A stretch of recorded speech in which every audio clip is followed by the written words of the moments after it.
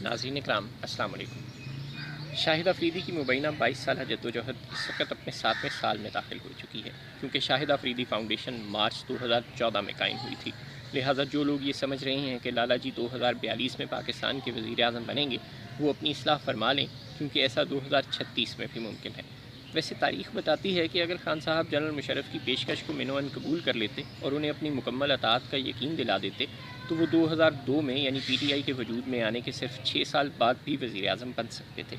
चुनांचे अगर शाहिद भाई अगले इलेक्शन में हिस्सा लेते हैं, तो फिर हमें याद रखना होगा कि उन्होंने अपनी तेज़ तरीन सेंचुरी भी क्रिकेट कैरियर के आगाज़ ही में बना डाली थी, और सियासत तो खेल ही मुमकिनात का है। ये तो लफ्ज़ नामुमकिन के वजूद ही से इनकारी है। अगर तारीख़ की रोशनी में मुस्तकबिल का खाका बनाने की कोशिश करें, तो मालूम होता है कि विकेट पर मौजूद लोग जितनी तेज़ी से गलतियाँ करते चले जाते हैं, उतनी ही तेज़ी से रिज़र्व 11 के मैदान में आने का वक्त करीब आता चला जाता है। जनरल अयूब ने भुट्टो साहब के सर पर हाथ रखा, उन्हें बेटा बनाया, लेकिन भुट्टो साहब ने जवान होते ही बगावत कर दी। जनरल ज़िया ने नवाज़ शरीफ को उंगली पकड़ कर चलना सिखाया, लेकिन मियाँ साहब ने जवान होते ही उनके वारिसों को आंखें दिखाना शुरू कर दी। चुनांचे अब पाकिस्तान की इस्टेब्लिशमेंट अच्छी तरह जान गई है कि सिर्फ प्लेइंग 11 से उसका गुजारा नहीं हो सकता। अगर पीछे रहकर ही मामलात चलाना आज का चलन है, तो फिर एक रिज़र्व 11 भी इस्टेब्लिशमेंट के हाथ में होना नागुज़ीर है। बादिउन नज़र में आप ये भी कह सकते हैं कि इस्टेब्लिशमेंट हुकूमत और अपोजिशन दोनों को अपनी जेब में रखना पसंद करती है। नवाज शरीफ की क्यों निकाला मुहिम के बाद अगर बिलावल भुट्टो अहले क़ुव्वत को अपनी अताअत का यकीन दिला देते, तो शायद खान साहब वहाँ ना होते जहाँ वो हैं। 2018 के इंतखाबात में बलूचिस्तान से बाप को मैदान में उतारा गया। सिंध से पीएसपी और -1 वाली मुत्तहदा और जीडीए को, बलूचिस्तान और केपी से एमएमए भी मैदान में उतरी। पंजाब में चौधरी तो मौजूद ही थे, और इन सब के अलावा चारों सूबों से तहरीक इंसाफ मैदान में उतरी। गोया अगर तहरीक इंसाफ नाकाम भी रहती, तो भी अहले क़ुव्वत के हाथ में ऐसे बहुत से पत्ते मौजूद थे कि जिनकी मदद से वो अपनी मर्ज़ी की हुकूमत बनवा सकते थे। वो कभी भी एक हाथ टीम के साथ मैदान में नहीं उतरते। पाकिस्तान तहरीक इंसाफ का बाकायदा क़याम तो 25 अप्रैल 1996 को अमल में आया, लेकिन इसको वजूद में लाने के मंसूबे पर काम 20 साल पहले से शुरू हो चुका था, जिसके कुछ शवाहिद हमें अब्दुलसत्तार भी मरहूम की सवाने हयात से भी मिलते हैं। 93 में एक तरफ तो इस्टेब्लिशमेंट से महाजराई के नतीजे में मियाँ साहब घर जा रहे थे, तो दूसरी तरफ उनके मुतबादल की तलाश पर तेज़ी से काम जारी था। ईदी साहब अपनी सवाने खुली किताब में इस साल का एक वाक़या बयान करते हैं कि जब चंद फ़ौजी अफसरों ने उनसे रब्ता किया और कहा कि हमें आपकी ज़रूरत है, आप कौम को मुत्तहद रखने के लिए आवाज़ उठाएं। उन्होंने ईदी साहब से कहा कि लोग आपकी आवाज़ पर लब्बैक कहेंगे और आपकी अमली कुर्बानियों के बायस आप पर एतमाद करेंगे। ताहम सियासत के हवाले से ईदी साहब के साबका तजर्बात कुछ अच्छे न थे। उन्होंने 62 में बुनियादी जमहूरियत का इलेक्शन लड़ा और जीता था, लेकिन जब जनरल अयूब ने मादरे मिल्लत के ख़िलाफ़ जश्न फ़तह मनाया, तो ईदी साहब इसमें शरीक ना हुए। फिर उन्होंने 70 के इंतखाबात में भी हिस्सा लिया, मगर हार गए। इसके बाद उनका सियासत से दिल चाट हो गया। 82 में जनरल ज़िया ने उन्हें मजलिस शूरा में शामिल करना चाहा, तो ईदी साहब पहले तो इनकार करते रहे, लेकिन फिर मान गए। ताहम ये तजर्बा भी अच्छा ना रहा, और वो जल्द ही फ़ौजी सदर की शूरा से अलग हो गए। लिहाजा जब 93 में उन्हें फ़ौजी अफसरान की जानिब से ज़ेर तश्कील प्रेशर ग्रुप में शामिल होने के लिए मजबूर किया गया, तो चारों नाचार उन्होंने मज़ार कायद पर एक तकरीर तो की, लेकिन फिर किनारा कश हो गए। ईदी साहब की सवाने के मुताबिक अगले बरस लंदन में उनकी इमरान खान से मुलाकात हुई, और उन्होंने भी उन्हें ज़ेर तश्कील सियासी प्रेशर ग्रुप में शामिल होने की दावत दी, जिसके जवाब में उन्होंने खान साहब को समझाया कि जज्बाती ना हो, हम कुछ बदलने की पोजीशन में नहीं हैं, लेकिन वो ना माने। ईदी साहब बताते हैं कि जब वो पाकिस्तान वापस पहुँचे, तो जनरल रिटायर्ड हमीद गुल ने भी उनसे रब्ता किया और कहा कि मुल्क को बचाने के लिए हमें आगे आना होगा। ताहम ईदी साहब फिर भी न माने।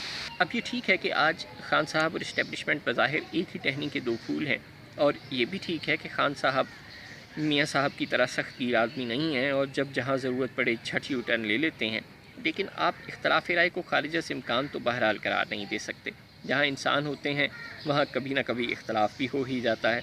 बिलखसूस हुकूमत तो चीज़ ही ऐसी है कि जिसे मिल जाए वो जल्द ही ख़ुद को अक्ल कुल समझना शुरू कर देता है, और दूसरों की बात मानना अपनी तौहीन समझना शुरू कर देता है, चाहे वो सेलेक्टेड सी क्यों ना हो।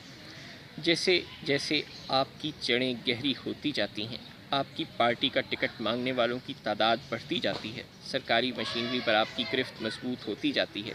आपकी ताकत को देखकर अपने छोटे बड़े इनफरादी और ग्रोही मुफादात की खातिर मुखालिफ जमातों और मकातब फ़िक्र तक के लोग मजबूर होकर आपकी जानिब बढ़ते जाते हैं, और आपको ये महसूस होने लगता है کہ اب آپ کے ساتھ عوام کی بہت بڑی تعداد موجود ہے، ویسے ویسے آپ یہ سوچنے لگتے ہیں کہ اب تو آپ اس نظام کے لیے ناگزیر ہو چکے ہیں، اب تو آپ کے بغیر یہاں پتہ بھی نہیں ہل سکتا، چنانچہ اب آپ کسی سے ڈکٹیشن کیوں لیں؟ بس سیاستدان کا یہی یوم بلوغت اہل قوت کی جانب سے نیا مہرہ میدان میں لانے کا دن بھی ہوتا ہے۔ اسی دن مدت سے کٹی پتنگ کی طرح میدان سیاست میں چت پڑے مہرے اچانک پیادے سے بادشاہ بن جاتے ہیں۔ اس کا مطلب یہ نہیں کہ سیاستدان کو کبھی بالغ ہونا ہی نہیں چاہیے، اس کا مطلب یہ ہے کہ انسان کو سیاستدان بننے کے لیے کسی سے بیساکھیاں ادھار لینی ہی نہیں چاہیے، کیونکہ جو ادھار دیتے ہیں وہ واپس تو بہرحال مانگ ہی سکتے ہیں۔ خیر، ابھی تو گیند خان صاحب کے کورٹ میں ہے، تاحال لالا پہاڑوں اور میدانوں میں راشن تقسیم کر رہے ہیں، جبکہ خان صاحب اسلام آباد میں ہیں۔ کم سے کم غلطیاں اور عوام میں اپنی جماعت کی جڑیں مزید گہری کرنے کے لیے ہر ممکن اور جدید سے جدید طریقے کا استعمال خان صاحب کی بقا کے لیے ناگزیر ہے۔ خان صاحب نے بطور سماجی خدمت کار کینسر ہسپتال اور یونیورسٹی بنائی، لیکن لالا راشن تقسیم کر رہے ہیں۔ اب آپ خود سوچیں، راشن کے بینیفیشریز زیادہ ہوں گے یا کینسر ہسپتال اور یونیورسٹی کے؟ باوجود اس کے کہ کینسر ہسپتال اور یونیورسٹی بنانے اور چلانے پر پیسہ بھی بے تحاشا لگتا ہے، محنت بھی زیادہ کرنی پڑتی ہے اور یہ کام پیچیدہ، حساس اور اسپیشلائز نوعیت کے بھی ہیں، جبکہ راشن تقسیم کرنے کا کام آسان بھی ہے اور سیدھا بھی، اور اس پر خرچ بھی کم آتا ہے، لیکن اس کے باوجود اس کے بینیفیشریز زیادہ ہوتے ہیں۔ وہ آپ کم پیسے خرچ کر کے زیادہ مشہور ہو سکتے ہیں اور عوام کی زیادہ بڑی تعداد کی محبتیں سمیٹ سکتے ہیں۔ پھر خان صاحب نے ہسپتال بڑے اربن سینٹرز میں بنائے، جہاں لوگ زیادہ سادہ لو نہیں ہوتے، ضرورت مند بھی کم ہوتے ہیں، لوگوں کے پاس چوائسیز بھی زیادہ ہوتی ہیں۔ دور دراز سے وہاں آنے والے بھی چونکہ مختلف علاقوں سے آتے ہیں، لہٰذا کسی ایک حلقے میں آپ کا زیادہ ووٹ بینک بھی نہیں بن پاتا۔ اس کے برعکس لالا جی راشن سندھ، بلوچستان، کے پی اور آزاد کشمیر کے دور دراز علاقوں میں تقسیم کر رہے ہیں۔ ہزاروں خاندان ان کی کاوش سے مستفید ہو رہے ہیں۔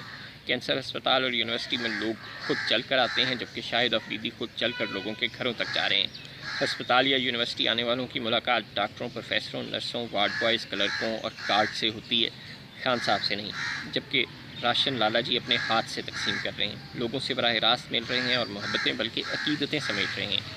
بلا شبہ یہ ایک اچھا اور قابل تحسین اقدام ہے۔ پاکستان میں لاکھوں کروڑوں امیر لوگ ہیں، لیکن وہ غریبوں کو کچھ دینے کی بجائے ان سے چھیننے کی فکر میں رہتے ہیں۔ لیکن شاہد افریدی بانٹنے میں دلچسپی رکھتے ہیں، جو بہت بڑی بات ہے۔ وہ ایسا کراچی میں اپنے گھر کے پاس بھی کر سکتے تھے، لیکن وہ دور دراز کے سفر کی مشکلات اٹھا رہے ہیں، محروم طبقات کے پاس پسماندہ علاقوں میں جا رہے ہیں۔ ان کا یہ اقدام نہایت قابل تعریف ہے اور ان کی نیک نیتی پر بھی کسی شک و شبہ کی کوئی گنجائش نہیں۔ اور اگر ان کے اس کام سے کل کو انہیں کوئی سیاسی فائدہ ہو سکتا ہے تو اس میں کوئی برائی بھی نہیں۔ اگر آج سیاست کے ساتھ سماجی خدمت کا عنصر جڑتا جا رہا ہے تو یہ خوش آئند بات ہے، اور وڈیرا سیاست اور سرمایہ دار سیاست کو شکست دینے کا ایک ممکنہ طریقہ بھی ہے، جس کے معاشرے پر دور رس اور حوصلہ افزا نتائج مرتب ہو سکتے ہیں۔ تاہم یہ صورتحال خان صاحب اور اپنی باری کے منتظر بلاول بھٹو اور مریم نواز کے لیے ضرور لمحہ فکریہ ہے۔ اگر عمران خان اور بلاول کی موجودگی میں لالا بھی میدان میں آ گئے تو پھر مریم کو اتنی دیر چپ رہنے اور حمزہ کو جیل کاٹنے کا کیا فائدہ ہوگا؟ اگر خان صاحب اور مریم بی بی کی موجودگی میں لالا بھی میدان میں آ گئے تو پھر بلاول کو سلیکٹڈ کہنا چھوڑنے اور خان صاحب کو اپنا وزیر اعظم کہنے کا کیا فائدہ ہوگا؟ اگر خان صاحب نے بدستور اپوزیشن کی بات سننے اور سب کو ساتھ لے کر چلنے کو کسر شان سمجھنا جاری رکھا، ڈاکٹروں کی بات سننے کو اپنی توہین سمجھنا جاری رکھا، صحافیوں، دوستوں، خیر خواہوں کو بے وقوف سمجھنا جاری رکھا، انسانی جانوں کو بے وقت سمجھنا جاری رکھا، تو کل کو خدا نہ خواستہ اگر صورتحال مزید خراب ہو گئی اور خان صاحب کے خلاف کوئی تحریک شروع ہو گئی تو اس وقت جب وہ پیچھے مڑ کر دیکھیں گے تو اسٹیبلشمنٹ ہوگی نہ جہانگیر ترین، اور لالا اسلام آباد کی طرف مارچ کر رہے ہوں گے۔ ایدھی صاحب نے لندن ملاقات کے دوران خان صاحب کو نصیحت کی تھی کہ آپ اپنے سماجی نصب العین کی تکمیل کریں، ہمیں اپنے فرائض پر توجہ دینی چاہیے، دباؤ ڈالنے کا اس سے بہتر کوئی طریقہ نہیں۔ آج شاہد افریدی یہی کر رہے ہیں، لیکن خان صاحب کی ٹائیگر فورس صرف تصویریں کھنچوا رہی ہے اور احساس پروگرام آٹے میں نمک کے برابر ہونے کے ساتھ ساتھ وائرس کو پھیلانے کا سبب بھی بن رہا ہے۔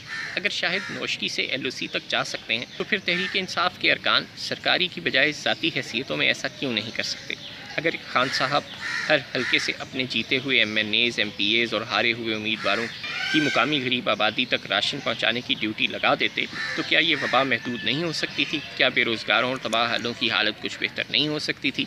क्या हुकूमत अपने ऊपर लगा सफ़र कारकर्दगी का दाग धो नहीं सकती थी? क्या तहरीक इंसाफ की मकबूलियत और वोट बैंक में इजाफा नहीं हो सकता था? आज खान साहब मुल्क में गुर्बत में इजाफे, रोज़गार के मौक़े में कमी, इनफरादी और कौमी मईशतों के ज़वाल, अपने इंतखाबी वादे पूरे करने में नाकामी और इस नाकामी के असबाब पर बात करने वाले सहाफ़ियों और सहाफ़ती इदारों से नारवा सलूक के सबब खुद मरियम बिलावल अफरीदी और दीगर मुंतज़िरान जाहुद चश्म का सियासी कद बढ़ा रहे हैं। कल जब तख्त गिराए जाएंगे और ताज उछाले जाएंगे तो फिर वो भी इस्तफ़सार करेंगे कि मुझे क्यों निकाला।